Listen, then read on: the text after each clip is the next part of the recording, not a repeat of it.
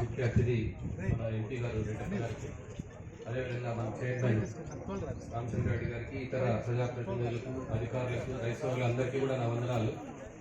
గత నెలలో జరిగిన వ్యవసాయ సలహా మండలి సమావేశంలో ఒక 2-3 ఇష్యూస్ సంబంధించి వివరణ ఇవ్వాల్సి ఉంది. దానికి సంబంధించి లాస్ట్ మీటింగ్లో మామిడి సీజన్ని నిర్ధారించడానికి శాస్త్రవేత్తల ప్రమేయంతో మామిడి నాణ్యతను మెరుగుపరచడానికి మామిడి రైతులకు శిక్షణ కార్యక్రమాలు ఏర్పాటు చేయాలని చెప్పి కోరున్నారు.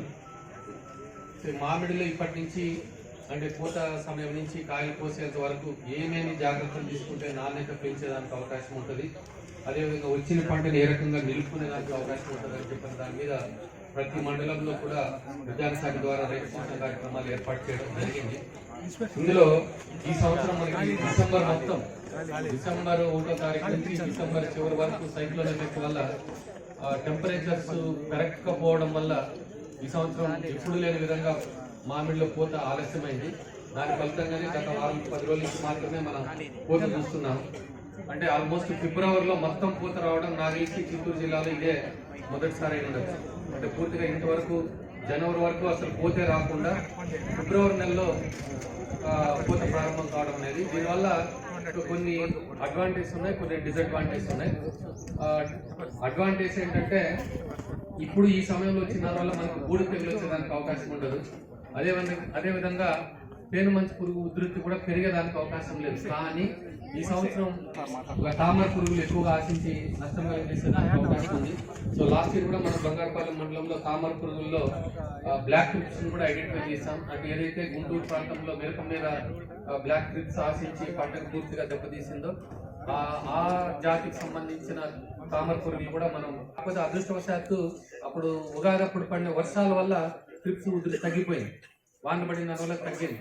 సో ఈ సంవత్సరం కొంచెం ట్రిప్స్ డ్యామేజ్ ఎక్కువగా వచ్చేదానికి అవకాశం ఉంది. ఒక పెక్యులర్ సిచ్యువేషన్ ఈసారి మామిడి పంటకు సంబంధించి జిల్లా వ్యాప్తంగా ఇప్పుడు వచ్చేది ఎంత మాత్రం ఫ్రూట్ సెట్ అవుతుంది, ఏ రకాల్లో ఫ్రూట్ సెట్ అవుతుంది, ఏ రకాల్లో ఫ్రూట్ సెట్ కాదన్నది మనకు కూడా ఇప్పుడు ఎక్కువగా బెంగళూరు నీళ్ళం ఉన్నాయి కాబట్టి 2 రకాల్లో ఫ్రూట్ సెట్ అయ్యేదానికి అవకాశం ఉంది. కాబట్టి రైతులు పెద్దగా ఆందోళన చెందాల్సిన అవసరం లేదు. దీని మీద రైతులకి అవగాహన కార్యక్రమాలు కూడా చేపట్టడం జరుగుతుంది. అదే మామిడి రైతులకు మంచి లాభసాటి ధరల కోసం పూర్తిగా పరిపక్వమైన మామిడి పండ్లను పండించడంపై కోయడంపై శిక్షణ కావాలని చెప్పి అడుగుతున్నారు. దీని మీద మనం లాస్ట్ ఇయర్ గా ఆల్రెడీ రైతులకి అదేవిధంగా అందరూ ఆర్బీకే ఇన్ఛార్జెస్ కూడా ఈ స్టాగర్డ్ హార్వెస్టింగ్ మీద శిక్షణ కార్యక్రమం ఏర్పాటు చేయడం జరిగింది. అన్ని డివిజన్ లో కూడా ట్రైనింగ్ ప్రోగ్రామ్ ఏర్పాటు చేశాం.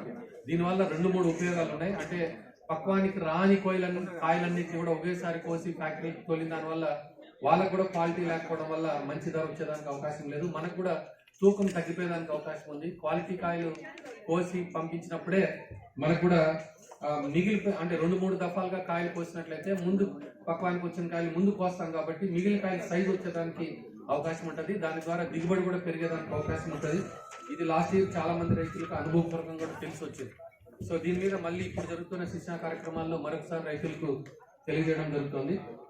అట్లే హార్టికల్చర్ మరియు డ్వామా శాఖల ద్వారా మామిడికి ప్రత్యామ్నాయ పంటల సాగుపై రైతులకు అవగాహన కార్యక్రమాలు చేయాలని చెప్పని కోరున్నారు. బట్ మనం లాస్ట్ ఇయర్ దీన్ని ప్రారంభించినాం. ఈ జిల్లాలో మామిడి పంటల్ని పెద్దగా ప్రోత్సహించాల్సిన అవసరం లేదు. ప్రోత్సహించినట్లయితే ఇప్పుడు కొత్తగా నాటిన వాళ్ళకి అదేవిధంగా గతంలో నాటుకున్న వాళ్ళు ఇద్దరు కూడా దెబ్బతినేదానికి అవకాశం ఉంది. కాబట్టి కొత్తగా మామిడి తోటల్ని ఇక్కడ ప్రోత్సహించకుండా మామిడికి ప్రత్యామ్నాయంగా వేరే పంటల్ని ప్రోత్సహించాలనే ఉద్దేశంతో ఈ సంవత్సరం మనం ఉద్యాన శాఖ ద్వారా చాలా పంటల్ని ప్రోత్సహిస్తున్నాం. ఆయిల్ పామ్ ని దాదాపు 400 ఎకరాల్లో జీడి నెల్లూరు, ఎస్ఆర్పురము, కార్వేట్ నగరు, నగిరి, నిండ్ర, విజయపురం ఈ మండలాల్లో కేవలం ఈ మండలాల్లో మాత్రమే ఆయిల్ పామ్ ని ప్రత్యామ్నాయ పంటగా మనం 1 హెక్టార్కి 70,000 రూపాయలు సబ్సిడీ ఇచ్చి ప్రోత్సహించడం జరుగుతుంది. ఇది మామిడికైనా చాలా సులువైన పంట. మామిడిలో ఉన్న ధరలతో నిమిత్తం లేకుండా దీనికి ఎంఎస్పీ కూడా ఉంది, గవర్నమెంట్ ఎంఎస్పీ ఉంది. ఎంఎస్పీ ప్రకారం డబ్బులు డైరెక్ట్ గా ఫార్మర్కే చెల్లించడం జరుగుతుంది. కాయల్ని సేకరించి దాని నుంచి నూనె తీసే బాధ్యత కూడా ప్రైవేట్ కంపెనీలకు అప్పగించడం జరిగింది. మన జిల్లాకు సంబంధించి కూడా ఈ 5 మండలాలకు సంబంధించి గాడ్రేజ్ కంపెనీ వాళ్ళకి అదేవిధంగా TRIBLE అనే కంపెనీ వాళ్ళకి 2 కంపెనీలకు అలాట్ చేయడం జరిగింది. ఇది రాబోయే రోజుల్లో డెఫినెట్ గా ఆ మండలాల్లో ఉన్న రైతులకు చాలా లాభసాటిగా ఉండబోయి చాలా సులువుగా ఉన్న పంట ప్లస్ లాభసాటిగా ఉండే అవకాశం కూడా ఉంది. అదేవిధంగా చీనీ పంటని మనం ప్రత్యామ్నాయ పంటగా ప్రోత్సహిస్తున్నాం. సీతాఫలంని ప్యూర్ ప్లాంటేషన్ సీతాఫలంని ఎన్ఎంకే గోల్డ్ అని చాలా మంచి రకం వచ్చింది. దాంతోపాటు బాలానగర్ అనే పాత వెరైటీ కూడా మంచిగా ఉంది. దీన్ని కూడా మనం ఇప్పటికే దాదాపు 110 ఎకరాల్లో మనం ఈ సంవత్సరం నాటించడం జరిగింది. సో జీడి మామిడిని మరొక ప్రత్యామ్నాయ పంటగా మనం గుర్తించాము. దీన్ని కూడా ప్రోత్సహించడానికి 40% సబ్సిడీ ఉద్యాన శాఖ ద్వారా ఏర్పాటు చేస్తున్నాము. అదేవిధంగా చింతలో కూడా చాలా మంచి వెరైటీస్ వచ్చినాయి ఇప్పుడు. సో అంటే కోసేదానికి అనుకూలంగా ఉండి ఎక్కువ ఎత్తు పెరగకుండా ప్రతి సంవత్సరం దిగుబడి ఇస్తూ మంచి నాణ్యమైన దిగుబడి ఇచ్చే చింత రకాలు అందుబాటులోకి వచ్చాయి. దీన్ని కూడా మనమే హార్టికల్చర్ డిపార్ట్మెంట్ నుంచి మొక్కల్ని సరఫరా చేసి రైతుల దగ్గర ఈ సంవత్సరం కూడా దాదాపు 60 ఎకరాల్లో కొత్తగా నాటించాం. సో రాబోయే రోజులు కూడా దీన్ని ప్రోత్సహించడం జరుగుతుంది. డెఫినెట్గా ఇది ప్రత్యామ్నాయ పంటలను ప్రోత్సహించాల్సిన అవసరం ఉంది. హార్టికల్చర్ నుంచి 40% సబ్సిడీ ఇస్తున్నట్లయితే ఇందులో చాలా రకాల పంటలకి దోమ నుంచి 100% సబ్సిడీతో ప్రోత్సహిస్తున్నారు.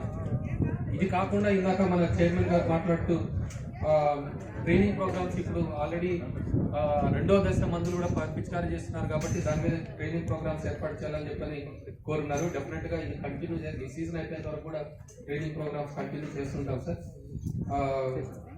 మామిడికి ఎంఎస్పీకి సంబంధించి మినిమం సపోర్ట్ ప్రైస్ కావాలని చెప్పని కోరున్నారు. దానికి సంబంధించి డెఫినెట్గా 2-3 రోజులని రెజల్యూషన్ కాపీ వచ్చిన వెంటనే కమిషనర్ హార్టికల్చర్ వారికి కూడా పంపడం జరుగుతుంది. సో ర్యాంప్ విషయానికి వచ్చినట్లయితే డెఫినెట్గా మీరు చాలాసార్లు ఈ విషయం గురించి మాట్లాడారు సార్. దాన్ని కూడా మనం కలెక్టర్ గారి దృష్టిలో మనం ఎట్లాగో నెక్స్ట్ మంత్ మీటింగ్ పెట్టుకోబోతున్నాం. ఆ మీటింగ్లో అందరి సమక్షంలో నిర్దేశించిన ప్రకారం చర్యలు తీసుకోవడం జరుగుతుంది. ఇది కాకుండా ఈ నెలలో జరిగిన మండల స్థాయిలో జరిగిన సమావేశంలో గుడిపాల పెనుమూరు మండలంలో మ్యాంగో కవర్లు 100% రాయితీ కింద అడుగున్నారు. లాస్ట్ ఇయర్ మనం సబ్సిడీ మీద కవర్లు సరఫరా చేశాము. బట్ ఈ సంవత్సరం నాకు ఆ స్కీమ్ కింద సబ్సిడీ ఇచ్చేదానికి అవకాశం లేదు కాబట్టి మనం సబ్సిడీ ఈసారి ఇవ్వలేకపోతున్నాం. కానీ మార్కెట్లో ₹2.25 నుంచి ₹2.50 దొరుకుతున్న కవర్ని మనం డైరెక్ట్గా ఇంపోర్ట్ చేసుకొని ₹1.75కి అంటే పూర్తి కాస్ట్ బట్ తక్కువ రేట్కి రైతులకు అందుబాటులో తీసుకొస్తున్నాం.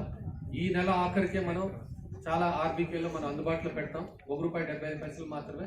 కావాల్సిన వాళ్ళు ఇప్పుడే డబ్బు కట్టినట్లయితే హార్టికల్చర్ ఆఫీసర్ని సంప్రదించి డబ్బు కట్టుకున్నట్లయితే డెఫినెట్గా 15 రోజుల్లోనే మనం సరఫరా చేస్తాము. అంటే సీజన్ ముందే ఇస్తాం. కాయలు కట్టాలంటే కాయలకి కవర్ కట్టాలంటే ఒక పెద్ద కోడిగుడ్డు సైజ్ అంత కాయ వచ్చిన తర్వాత కట్టాలి.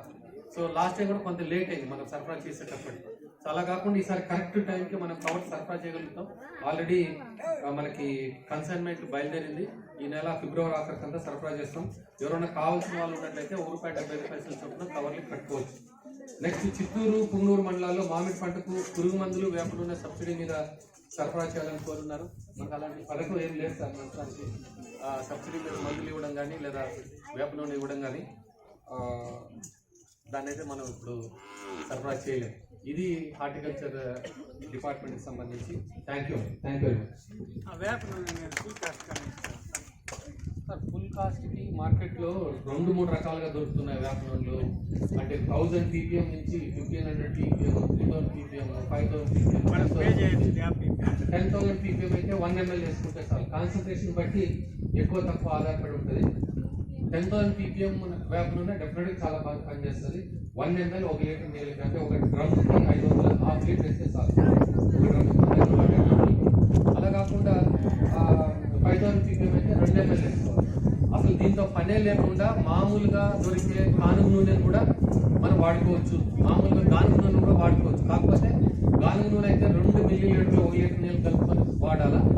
బట్ ఇది నీళ్ళలో కలవదు కాబట్టి కొంత జాగ్రత్త తీసుకొని షాంపూ, వాటర్ ప్లస్ నీళ్ళలో సోపాయిలో ముందు మిక్స్ చేసుకొని తర్వాత డ్రమ్లో పోసుకున్నట్లయితే మామూలు గానుగ నూనె కూడా 2 ml 1 లీటర్ నీళ్ళు చొప్పున కలుపుకొని వాడుకోవచ్చు. Thank you.